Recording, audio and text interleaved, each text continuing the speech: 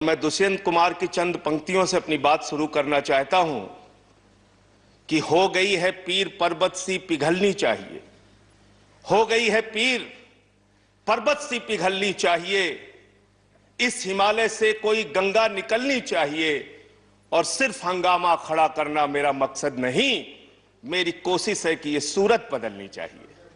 आज मुल्क में जो हालात है किसान के मान्यवर, आज क्या हालत कर दी गई है इस देश में। पिछले 76 दिनों से किसान आंदोलन पर है, उनके ऊपर लाठियां चलाई गई, आंसू गैस के गोले छोड़े गए, बूढ़े किसानों की आंखें फोड़ दी गई, कड़कती ठंड में पानी की बौछारें की गई, उनको आतंकवादी कहा गया, उनको गद्दार कहा गया, उनको खालिस्तानी कहा गया मान्यवर, उनको अपमानित किया गया। यहां तक कि भारतीय जनता पार्टी के एक विधायक ने कहा ये किसान नहीं आतंकवादी हैं, इनको शूट कर देना चाहिए और अगर दिल्ली पुलिस नहीं कर पाती तो मैं इनको जूतों से मारूंगा, जूतों से मारूंगा। ये भाजपा के लोग कह रहे हैं मान्यवर। इस देश के अन्नदाता जो आपको अनाज पैदा करके आपका पेट भरते हैं, आप उनको जूतों से मारने की बात करते हैं। 11 दौर की आप वार्ता कर चुके, सारी की सारी वार्ता फेल। आप कहते हैं मैं एक फोन कॉल की दूरी पर हूं।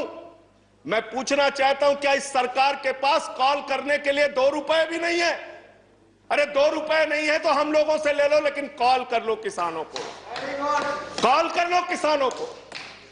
उनकी पीड़ा चरम पर पहुंच चुकी है मान्यवर। 165 किसानों ने अब तक अपनी शहादत दी है। आप जाइए गाजीपुर बॉर्डर पे, वहां पे 97 साल के इलम सिंह आपको मिलेंगे। उनके 2 बेटे फौज में हैं, रो रो के कहते हैं मुझे इस उम्र में उग्रवादी कहा जा रहा है, नक्सलवादी कहा जा रहा है। उनकी पीड़ा है मान्यवर। आप जाइए टीकरी बॉर्डर पे, आप जाइए सिंगू बॉर्डर पे, पीड़ा के साथ वो लोग कहते हैं शहीद आजम भगत सिंह के वंशजों को, शहीद लाला लाजपत राय के वंशजों को, जलियांवाला बाग कांड में शहादत देने वालों के वंशजों को आप खालिस्तानी कह रहे हैं, आतंकवादी कह रहे हैं, उनको अपमानित करने का काम कर रहे हैं। मैं आपसे पूछना चाहता हूं क्या दुश्मनी है आपकी इन अन्नदाताओं से? चलिए सब कुछ कर लिया आपने, अब तो कम से कम उनके ऊपर दया कीजिए और ये तीनों काला कानून वापस लेना ही पड़ेगा, आपको लेना चाहिए। अब आपने जुल्म की इंतहा कर दी है। आप चले जाइए गाजीपुर बॉर्डर पे मान्यवर, कटीले तार, बड़े बड़े कीले गाड़ दी गई हैं, 12-12 इंच की कीले सड़कों पे गाड़ दी गई हैं। देखकर ऐसा लगता है कि दुश्मन देश की सेना आने वाली है। ऐसी स्थितियां दो परिस्थितियों में जन्म लेती हैं मान्यवर। जब देश का शासक अपनी जनता से डरने लगता है तो ऐसी सीमाएं बेड़ियां बनवाता है, या देश की जनता को शत्रु समझने लगता है तब ऐसी बेड़ियां लगवाता है। यह हो रहा है मान्यवर। आज इनके जुर्म के कारण हिंदुस्तान के महान किसान नेता बाबा महेंद्र सिंह टिकैत के बेटे राकेश टिकैत को रोना पड़ा और यह कहना पड़ा कि भाजपा के लोग घेर कर हमें लाठियों से पीटना चाहते हैं। यह आप करा रहे हैं, यह आप करा रहे हैं। आप डेमोक्रेसी की बात यहां पर करते हैं, आप आजादी की बात यहां पर करते हैं।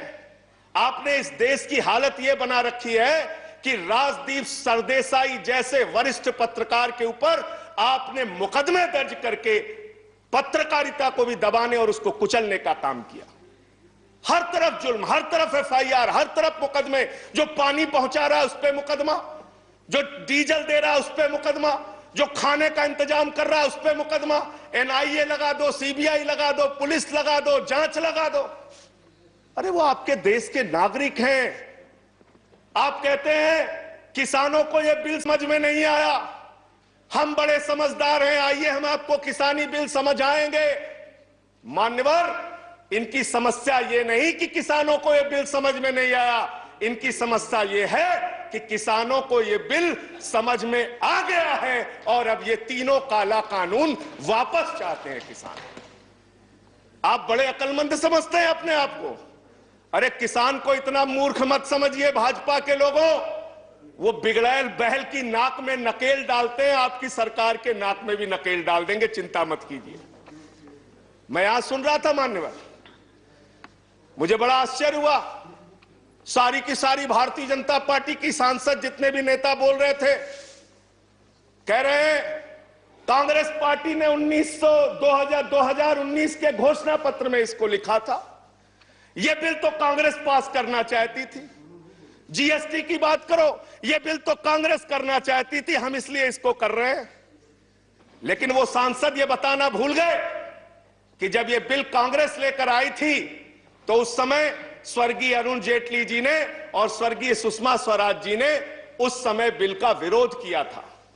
और कांग्रेस ने अगर 19 के घोषणा पत्र में इस बिल को शामिल किया था तो उनको तो 55 पे पहुंचा दिया, आपने तो लागू कर दिया, आपको 5 पे पहुंचा देगी, इस देश की जनता 5 पे पहुंचा देगी।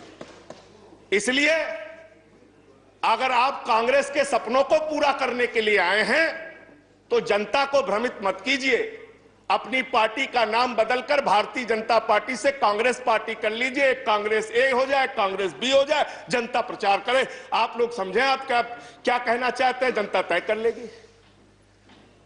मान्यवर, इस बिल में क्या क्या लिखा है वो बातें आपको बता के और थोड़ी बातें कह के अपनी बात खत्म करूंगा। असीमित भंडारण की छूट दी गई है इन बिलों में, और वो क्यों दी गई है? 2 साल से अडानी का 100 एकड़ जमीन का लैंड यूज चेंज करने की एप्लीकेशन हरियाणा सरकार के पास पेंडिंग थी, लेकिन 7 मई को जब पूरे देश में लॉकडाउन लगा था, उस समय उस लैंड यूज को चेंज करके 100 एकड़ जमीन पर अडानी को भंडारण कोल्ड स्टोरेज बनाने की छूट दी गई और 5 जून को ऑर्डिनेंस के जरिए असीमित भंडारण और कोल्ड स्टोरेज बनाने की छूट दी गई। तो ये बिल किसानों के लिए नहीं लाया गया, अपने 4 पूंजीपति मित्रों के लिए ये सरकार ये काला कानून लेकर आई है। उन्हीं को फायदा पहुंचाने के लिए काला कानून लेकर आया गया है, उन्हीं के लाभ पहुंचाने के लिए काला कानून। ये सरकार 130 करोड़ हिंदुस्तानियों की सरकार नहीं है मान्यवर, यह सरकार उन 4 पूंजीपति लोगों की सरकार है जिनके लिए कानून बनाते हैं और जिनसे चंदा लेकर ये लोग चुनाव लड़ने का काम करते हैं। यह उनके लिए बनाई गई है मान्यवर। मान्यवर, इस सरकार में कहा गया दिल्ली के मुख्यमंत्री के बारे में कि किसानों का साथ दे रहे हैं, किसानों का साथ दे रहे हैं। मैं पूरी जिम्मेदारी के साथ कहना चाहता हूं सदन के अंदर, दिल्ली के मुख्यमंत्री अरविंद केजरीवाल, आम आदमी पार्टी किसानों का साथ दे रही थी, देती रहेगी। और आपने हमसे 9 स्टेडियम मांगा जेल बनाने के लिए, केजरीवाल जी ने इनकार किया। हम वहां पानी का इंतजाम कर रहे हैं, आप पानी का इंतजाम रोक रहे हैं। हम वहां शौचालय का इंतजाम कर रहे हैं, आप वहां शौचालय का इंतजाम रोक रहे हैं। आप वहां पर लोगों को पानी, खाना, शौचालय इस तक पर प्रतिबंध लगाना चाहते हैं। इंटरनेट, वो दुश्मन देश के नागरिक है क्या? उनके साथ इस तरह का व्यवहार आप कर रहे हैं। एक माहौल बनाया गया 26 जनवरी को, लाल किले पे हमला, लाल किले पे हमला। 7 रूट पे किसान ट्रैक्टर रैली लेके निकला मान्यवर, तिरंगा रैली लेके निकला, और 7 रूट पर कहीं किसान ने कोई उपद्रव नहीं किया, कोई हिंसा नहीं की। जो लाल किले पे लोग आए थे वो भारतीय जनता पार्टी के लोग थे जिन्होंने लाल किले पे हमला किया, जिन्होंने लाल किले पर तिरंगे का अपमान किया। और वो दीप सिद्धू जो भाजपा का नेता है, उसकी फोटो प्रधानमंत्री के साथ है, देश के गृह मंत्री के साथ है। भारतीय जनता पार्टी को इसका जवाब देना चाहिए कि भाजपा के नेताओं ने लाल किले का अपमान क्यों किया, तिरंगे का अपमान क्यों किया। मैं ये कहना चाहता हूं मान्यवर, आज वो दीप सिद्धू संजय जी कंक्लूड कीजिए। सर, सबको समय मिला, मुझे भी थोड़ा समय दीजिए। I have given sufficient time. सबको समय दिया, मुझे भी समय दीजिए। नो 10 मिनट देंगे सर। 10 मिनट दिया मैं। मान्यवर, दीप सिद्धू भाजपा का नेता, वो फरार है। जिसने लाल किले पे हमला किया, जिसने तिरंगे का अपमान किया, अपनी घिनौनी राजनीति के चक्कर में ये लोग कहां तक जा सकते हैं, इसका सच है ये जो सामने आया है। आप एमएसपी देने की बात कहते हैं, आप कहते हैं हम इस देश के किसान को एमएसपी देंगे। बड़ी अजीब बात है मान्यवर, इस देश के किसान को एमएसपी देने के नाम पर क्या कर रहे हैं ये? मैं उत्तर प्रदेश की खबर बता रहा हूं। 10 धान के क्रय केंद्रों पर 10 अधिकारियों के खिलाफ एफआईआर हुई क्योंकि क्रय केंद्र में खरीद में एमएसपी में गड़बड़ी की गई। इसी तरीके से 1 रुपए किलो गोभी बिक रही थी तो किसान ने अपनी गोभी पे ट्रैक्टर चला दिया। उत्तर प्रदेश की खबर। बरेली के अंदर उत्तर प्रदेश में 3 करोड़ की धान खरीद हो गई कागजों पे, किसान का पता तक नहीं है। तो डेरेक ओब्रायन साहब, जो यूपी में खरीद हुई है वो भूतों की खरीद हुई है, किसान का पता नहीं, नाम दर्ज करके खरीद हो गई। 4 साल में गन्ना किसानों पे मात्र 10 रुपए इन्होंने बढ़ाया है उत्तर प्रदेश के अंदर, मात्र 10 रुपए मान्यवर। तो इसलिए ना आप एमएसपी देना चाहते हो, ना किसान को उसके फसल का दाम देना चाहते हो। असीमित भंडारण की छूट देकर आपने पूंजीपति मित्रों को यह सुविधा दे दी कि सस्ते में किसान से अनाज खरीदेंगे, सस्ते में किसान से फल खरीदेंगे, सस्ते में किसान से सब्जियां खरीदेंगे, उसका बड़े बड़े स्टोरेज में भंडारण करेंगे, जमाखोरी करेंगे, और जब बाजार में फल सब्जियों की कमी हो जाएगी, अनाज की कमी हो जाएगी, तो महंगे दामों में जनता को बेचेंगे। यानी आपने महंगाई को, जमाखोरी को, कालाबाजारी को इस बिल के माध्यम से लीगलाइज करने का, वैधता प्रदान करने का काम किया है। इस देश में महंगाई बढ़ाने का काम किया है, उसका रास्ता आपने खोला है। इसलिए भी ये बिल तीनों का तीनों काला बिल वापस लिया जाना चाहिए। Thank you. अंत में बजट आपने पेश किया माननीय, बस खत्म करके अपनी बात को खत्म करूंगा, उन्हीं बातों को। Please conclude. सर, बजट इन्होंने पेश किया है, तो बजट के ऊपर और खरीद के ऊपर मैं लास्ट मिनट जो इनका बजट है चंद लाइनों में उसको कह के अपनी बात को खत्म करूंगा कि धरा बेच देंगे, गगन बेच देंगे, धरा बेच देंगे, गगन बेच देंगे, कली बेच देंगे, चमन बेच देंगे।